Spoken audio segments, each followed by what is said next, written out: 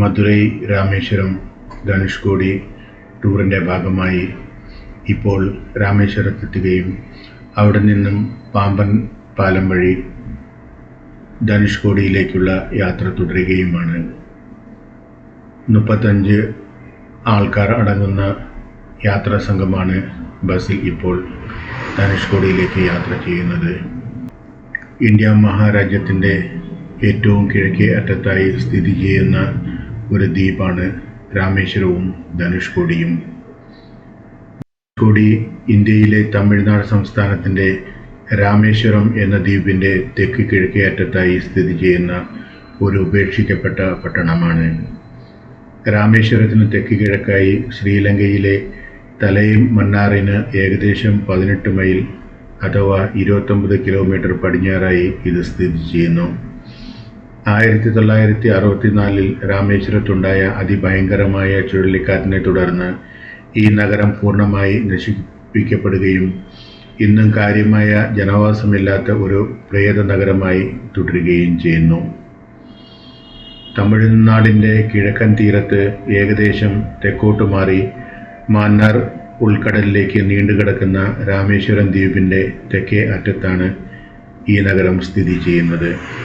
ഇതിന് കിഴക്ക് ഭാഗത്തെ സമുദ്രം ബംഗാൾ ഉൾക്കടലും പടിഞ്ഞാറ് ഭാഗത്ത് ഇന്ത്യൻ മഹാസമുദ്രവുമാണ്. ഒരു പഴയ തുറമുഖ പട്ടണമായിരുന്നു മുൻകാലത്ത് ധനുഷ്കോടി. ഇവിടെ നിന്നും രാമേശ്വരം പട്ടണത്തിലേക്ക് ഏതാണ്ട് 18 കിലോമീറ്റർ ദൂരമാണുള്ളത്. വൻകരയുമായി ഈ ദ്വീപിനെ ബന്ധിപ്പിക്കുന്നത് പാമ്പൻ പാലമാണ്. ബ്രിട്ടീഷ് ഭരണകാലത്ത് ഇന്ത്യയും ശ്രീലങ്കയും തമ്മിലുണ്ടായിരുന്ന കപ്പൽ ഗതാഗതത്തിലെ ഒരു പ്രധാന കണ്ണിയായിരുന്നു ഈ ചെറിയ തുറമുഖം. ഇന്ന് ഇവിടം മത്സ്യബന്ധന വ്യവസായത്തിന് പേരുകേട്ടതാണ്. പുരാണ പ്രസിദ്ധമായ രാമേശ്വരവുമായുള്ള ബന്ധം മൂലം ധനുഷ്കോടിയും ഹിന്ദുക്കളുടെ പുണ്യതീർത്ഥാടന കേന്ദ്രമായി തുടരുകയാണ്. 1964 ഡിസംബർ 22 മുതൽ 25 വരെ വീശിയടിച്ച ചുഴലിക്കാറ്റിൽ സമുദ്രനിരപ്പിൽ നിന്ന് അധികം ഉയരമില്ലാതെ ഒരു വലിയ മണൽത്തിട്ട പോലെ കിടക്കുന്ന ധനുഷ്കോടി പ്രദേശമാകെ തകർന്നടിഞ്ഞിരുന്നു. എന്നാൽ 2004 ഡിസംബർ 26 സുനാമി ധനുഷ്കോടിയെ ബാധിച്ചില്ല. വെള്ളം അല്പം ഉയർന്ന ശേഷം പിന്നിലേക്ക് പോവുകയാണുണ്ടായത്. പാമ്പൻ ദ്വീപിൻ്റെ അറ്റത്തായി സ്ഥിതി ചെയ്യുന്ന ധനുഷ്കോടിയെ കരയുമായി വേർതിരിക്കുന്നത്. ശ്രീലങ്കയും ഇന്ത്യയും തമ്മിൽ കരമാർഗമായുള്ളതും നാമമാത്രമായുള്ളതുമായ ഏക അതിർത്തി ഏകദേശം 45 മീറ്റർ മാത്രം ദൈർഘ്യമുള്ള ലോകത്തിലെ ഏറ്റവും ചെറുതുമാണ്. ഇത് പാക് ഉൾക്കടലിലെ ഒരു മണൽത്തിട്ടയിലാണ് സ്ഥിതി ചെയ്യുന്നത്. പ്രധാന കരയിലെ മണ്ഡപത്തെയും ധനുഷ്കോടിയെയും ബന്ധിപ്പിച്ച് മുമ്പ് ഒരു മീറ്റർ ഗേജ് റെയിൽപാത ഇവിടെ നിലനിന്നിരുന്നു. 1964 ചുഴലിക്കാറ്റിൽ പാമ്പനെയും ധനുഷ്കോടിയെയും ബന്ധിപ്പിച്ചിരുന്ന മീറ്റർ ഗേജ് പാത തകർക്കപ്പെടുന്നതുവരെ ചെന്നൈ എഗ്മോർ മുതൽ ധനുഷ്കോടി വരെയുള്ള ട്രെയിനും അതിനനുബന്ധമായി ശ്രീലങ്കയിലേക്കുണ്ടായിരുന്ന ബോട്ട് മെയിൽ എക്സ്പ്രസ് സർവീസും നിലനിന്നിരുന്നു. ഇർവിൻ, ഗോഷൻ എന്നീ 2 ചെറിയ പാസഞ്ചർ ഫെറി ബോട്ടുകളാണ് അക്കാലത്ത് മദ്രാസിൽ നിന്നും മറ്റ് പ്രദേശങ്ങളിൽ നിന്നും ധനുഷ്കോടിയിലെത്തുന്ന യാത്രക്കാരെ തലൈ മന്നാറിലേക്ക് കൊണ്ടുപോയിരുന്നത്. 2003 ദക്ഷിണ റെയിൽവേ രാമേശ്വരം മുതൽ ധനുഷ്കോടി വരെ 16 കിലോമീറ്റർ ദൈർഘ്യമുള്ള ഒരു റെയിൽവേ പാതയുടെ സാധ്യത ആരാഞ്ഞുകൊണ്ട് റെയിൽവേ മന്ത്രാലയത്തിന് ഒരു പ്രോജക്റ്റ് റിപ്പോർട്ട് സമർപ്പിച്ചിരുന്നു. 2010 ധനുഷ്കോടിക്കും രാമേശ്വരത്തിനുമിടയിൽ പുതിയ റെയിൽവേ ലൈൻ സ്ഥാപിക്കാനുള്ള പദ്ധതി പരിശോധിച്ചിരുന്നു. 2016 വരെ ധനുഷ്കോടിയിൽ എത്താനുള്ള മാർഗം കടൽക്കരയിലൂടെ കാൽനടയായോ അല്ലെങ്കിൽ ദുർഘടമായ വഴിയിലൂടെയുള്ള ജീപ്പ് യാത്രയായിരുന്നു. 2016 മുകുന്ദരായർ ചതുരത്തിൽ നിന്ന് ധനുഷ്കോടിയിലേക്ക് ഒരു റോഡിൻ്റെ നിർമ്മാണം പൂർത്തിയാക്കി. 2017 ജൂലൈ 27 പ്രധാനമന്ത്രി നരേന്ദ്രമോദി ആകെ 9.5 കിലോമീറ്റർ ദൂരത്തിൽ ഉള്ള ഈ പാലം ഉദ്ഘാടനം ചെയ്യുകയുണ്ടായി. രാമേശ്വരത്തിന് ചുറ്റുമുള്ള തീരപ്രദേശം അത്യന്തം സാധ്യതയുള്ള ഒന്നുകൂടിയാണ്. ജിയോളജിക്കൽ സർവേ ഓഫ് ഇന്ത്യ നടത്തിയ ഒരു പഠന റിപ്പോർട്ട് അനുസരിച്ച് കടൽ തീരത്തിന് ലംബമായി ഭൂമിയുടെ പുറന്തോടിലെ ടെക്ടോണിക് ചലനം കാരണമായി 1948-ലും 1949-ലുമായി ധനുഷ്കോടിയുടെ തെക്കൻ ഭാഗത്ത് മാന്നാർ ഉൾക്കടലിനെ അഭിമുഖീകരിക്കുന്ന ഭാഗം ഏകദേശം 5 മീറ്ററോളം മുങ്ങിപ്പോയിട്ടുണ്ടെന്നാണ് കണക്ക്. ഇതിൻ്റെ ഫലമായി നീളത്തിലുണ്ടായിരുന്ന ഒരു ഭാഗം സമുദ്രത്തിൽ ആണ്ടുപോവുകയും ചെയ്തു. 1964 ഡിസംബർ 17-ന് തെക്കൻ അണ്ടമാൻ കടലിൽ ഒരു ന്യൂനമർദ്ദം രൂപം കൊള്ളുകയും ഡിസംബർ 19-ന് അതൊരു ഉഗ്രപ്രതാപിയായ ചുഴലിക്കാറ്റായി മാറുകയും ചെയ്തു. 1964 ഡിസംബർ 21-ന് അത് പടിഞ്ഞാറേക്ക് ദിശ മാറി ഏതാണ്ട് ഒരു നേർരേഖയിൽ ദിനേന 400 മുതൽ 550 കിലോമീറ്റർ വരെ വേഗതയാർജിക്കുകയും ചെയ്തു. ഡിസംബർ 22-ന് അത് ശ്രീലങ്കയിലെ വാവുനിയ കടക്കുകയും 1964 ഡിസംബർ 22 മുതൽ 23 വരെ അർദ്ധരാത്രിയിൽ ധനുഷ്കോടിയിൽ ആഞ്ഞടിക്കുകയും ചെയ്തു. ആ ദിവസത്തെ കാറ്റിൻ്റെ ചലന വേഗത മണിക്കൂറിൽ 280 കിലോമീറ്ററും തിരമാലകൾ 7 മീറ്റർ അതായത് 23 അടി വരെ ഉയരത്തിലുമായിരുന്നു.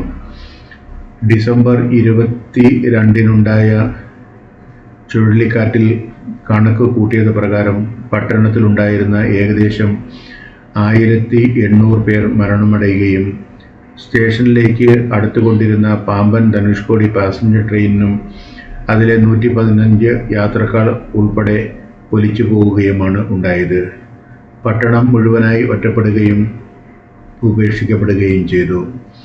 ഈ പ്രദേശം ജീവിതയോഗ്യമല്ലാത്തതിനാൽ മദ്രാസ് സർക്കാർ ധനുഷ്കോടിയെ ഒരു ഗോസ്റ്റ് ടൗണായി പ്രഖ്യാപിക്കുകയും ചെയ്തു. 2004 ഡിസംബറിലെ സുനാമിയുടെ കാലത്ത് ധനുഷ്കോടിയുടെ തീരത്തെ കടൽ 500 മീറ്ററോളം അതായത് 1600 അടി പിൻവലിയുകയും സമുദ്രത്തിൽ ആണ്ടുപോയ പഴയ പട്ടണത്തിൻ്റെ ഭാഗങ്ങൾ ഏതാനും സമയത്തേക്ക് വെളിവാകുകയും ചെയ്തിരുന്നു. ധനുസിൻ്റെ അറ്റം എന്നാണ് ധനുഷ്കോടി എന്ന വാക്കിൻ്റെ അർത്ഥം. രാമൻ സേതുബന്ധം തീർത്തത് ഇവിടെ നിന്നാണെന്ന് ആണ് രാമായണം സൂചന നൽകുന്നത്. ഹിന്ദു പുരാണം പ്രകാരം സീതാദേവിയെ വീണ്ടെടുക്കാൻ ശ്രീരാമൻ ലങ്കയിലേക്ക് സേതുബന്ധനം നടത്തുമ്പോൾ പണി തുടങ്ങാൻ തൻ്റെ ധനുസ്സുകൊണ്ട് അടയാളപ്പെടുത്തിയിരുന്നു ധനുഷ്കോടിയുടെ തെക്കേ അറ്റമായിരുന്നു എന്ന് ആണ് ഐതിഹ്യം. യുദ്ധാനന്തരം തിരികെ വരുമ്പോൾ രാവണൻ്റെ സഹോദരനും രാമഭക്തനുമായ വിഭീഷണൻ്റെ അപേക്ഷ പ്രകാരം ഭാരത തീരത്തെ ലങ്കയുമായി ബന്ധിപ്പിക്കുന്ന സേതുവിൻ്റെ ഒരറ്റം ശ്രീരാമൻ തൻ്റെ ധനുസിൻ്റെ അറ്റം കൊണ്ട് മുറിച്ചു കളഞ്ഞു. ലങ്കയിൽ നിന്നും രാക്ഷസന്മാർ തിരികെ ഭാരതത്തിലേക്ക് കടക്കാതിരിക്കാൻ വേണ്ടിയായിരുന്നു പ്പെടുന്നത്.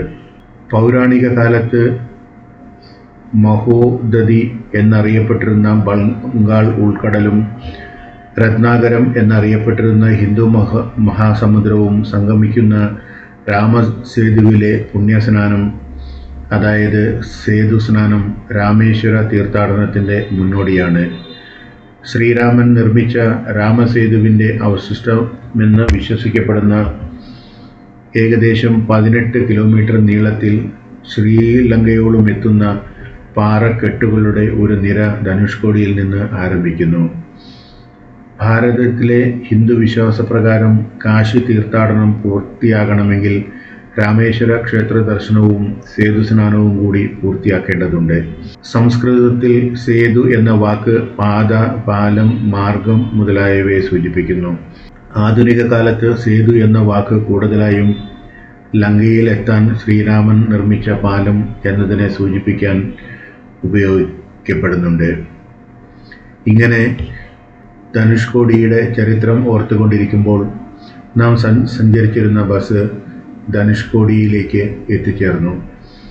അങ്ങനെ ധനുഷ്കോടിയിലേക്ക് എത്തിച്ചേർന്നതിന് ശേഷം ബസ്സിലുണ്ടായിരുന്ന സഹയാത്രികരെല്ലാവരും ധനുഷ്കോടിയിൽ ഇറങ്ങുകയും ധനുഷ്കോടിയുടെ ഏറ്റവും കിഴക്കേ അറ്റത്ത് സ്ഥിതി ചെയ്യുന്ന ഭാഗങ്ങളിൽ നിന്നുകൊണ്ട് ധാരാളം ഫോട്ടോകൾ എടുക്കുകയും മറ്റും ചെയ്യുകയാണ്.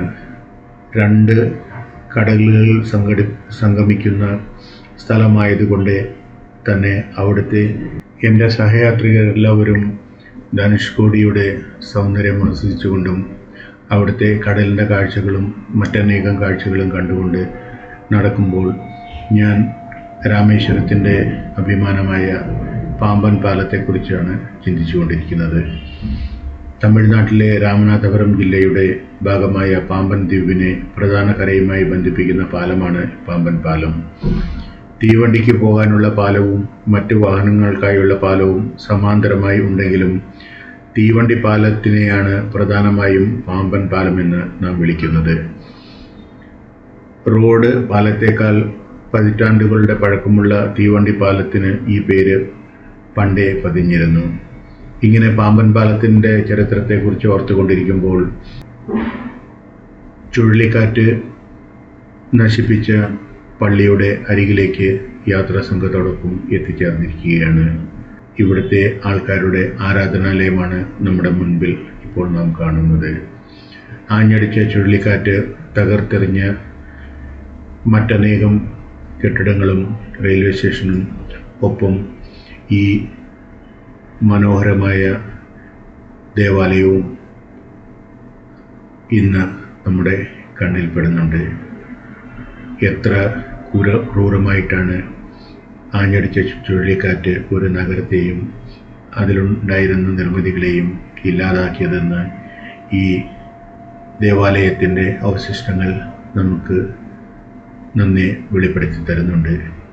ഇങ്ങനെ ഈ ദേവാലയത്തിന് ചുറ്റും നടന്ന് ഇതിൻ്റെ കാഴ്ചകൾ കാണുമ്പോൾ എൻ്റെ മനസ്സ് തിരികെ പാമ്പൻ പാലത്തിൻ്റെ ചരിത്രത്തിലേക്കാണ് പോയിക്കൊണ്ടിരിക്കുന്നത്. 2345 മീറ്റർ നീളമുള്ള പാമ്പൻ പാലം രാജ്യത്തെ തന്നെ ഏറ്റവും നീളമുള്ള രണ്ടാമത്തെ കടൽ പാലമാണ്. ആദ്യത്തെ കടൽ പാലം ഇപ്പോൾ മുംബൈയിലെ അടൽ സേതു ആണ്. കപ്പലുകൾക്ക് കടന്നു പോകാൻ സൗകര്യമൊരുക്കി പകുത്തു മാറാൻ കഴിയുന്ന രീതിയിലാണ് ഈ പാലത്തിൻ്റെ നിർമ്മാണം. പ്രധാന കരയ്ക്കും രാമേശ്വരം ഉൾപ്പെടുന്ന പാമ്പൻ ദ്വീപിനും ഇടയിലുള്ള പാക് കടലിടുക്കിനും കുറുകെയാണ് ഈ പാലം നിർമ്മിച്ചിരിക്കുന്നത്. മീറ്റർ ഗേജ് തീവണ്ടികൾക്ക് മാത്രം കടന്നു പോകാൻ കഴിഞ്ഞിരുന്ന പാലം റെയിൽവേ വിപുലീകരണത്തിൻ്റെ ഭാഗമായി 2007 ബ്രോഡ് ഗേജായി മാറ്റുകയുണ്ടായി. പാമ്പൻ പാലത്തിന് ചരിത്രത്തിൽ ബ്രിട്ടീഷ് ഭരണത്തിൻ്റെ സുവർണകാലത്തോളം തന്നെ പഴക്കമുണ്ട്. പാക് കടലിടുക്കിന് കുറുകെ പാലം നിർമ്മിക്കാൻ ബ്രിട്ടീഷുകാർക്ക് പ്രചോദനമായത് ധനുഷ്കോടിയും ശ്രീലങ്കയുമായുള്ള സാമീപ്യമാണ്. രാമേശ്വരത്തിൻ്റെ ഏറ്റവും കിഴക്ക് ഭാഗത്ത് സമുദ്രത്തിലേക്ക് നീണ്ടുകിടക്കുന്ന തുരുത്താണ് ധനുഷ്കോടി. ഇവിടെ നിന്നും ശ്രീലങ്കയിലേക്ക് കടലിലൂടെ 16 കിലോമീറ്റർ ദൂരം മാത്രമേയുള്ളൂ. ചരക്കുകളും മറ്റും ദക്ഷിണേന്ത്യയിലെ പ്രധാന കേന്ദ്രങ്ങളിൽ നിന്ന് ധനുഷ്കോടിയിൽ എത്തിക്കാൻ ഏക തടസ്സം പാക് കടലിടുക്കായിരുന്നു. 1914 ആണ് ഇവിടെ പാലം നിർമ്മിക്കുന്നത്.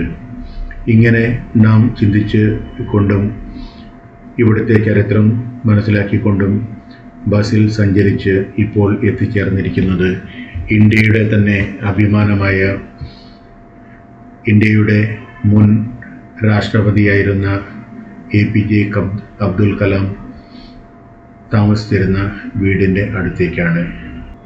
മഹാപ്രതിഭയായിരുന്ന APJ അബ്ദുൽ കലാം കളിച്ച് വളർന്ന് വലുതായ അദ്ദേഹത്തിൻ്റെ പാദസ്പർശമേറ്റ മണ്ണിലൂടെയാണ് ഇപ്പോൾ നാം ശ്രീ APJ അബ്ദുൽ കലാം താമസിച്ചിരുന്ന വീടിൻ്റെ അടുത്തേക്ക് അത് കാണാനായി സഞ്ചരിച്ചു കൊണ്ടിരിക്കുന്നത്. മുന്നിൽ കാണുന്ന റോസ് നിറത്തിൽ പെയിൻറ് ചെയ്ത വീടാണ് പുതുക്കിപ്പണിത ഡോക്ടർ APJ അബ്ദുൽ കലാമിൻ്റെ ഭവനം. 2015 ഇവിടെ എത്തുമ്പോൾ ഡോക്ടർ APJ അബ്ദുൽ കലാം താമസിച്ചിരുന്ന അതേ വീട് തന്നെയായിരുന്നു നമുക്ക് കാണാൻ സാധ്യമായിരുന്നത്. എന്നാൽ ഇന്ന് അത് പൊളിച്ചു മാറ്റി അവിടെ മനോഹരമായ ഒരു നിർമ്മിതി ഹൗസ് ഓഫ് കലാം എന്ന പേരിൽ നിർമ്മിക്കുകയുണ്ടായി.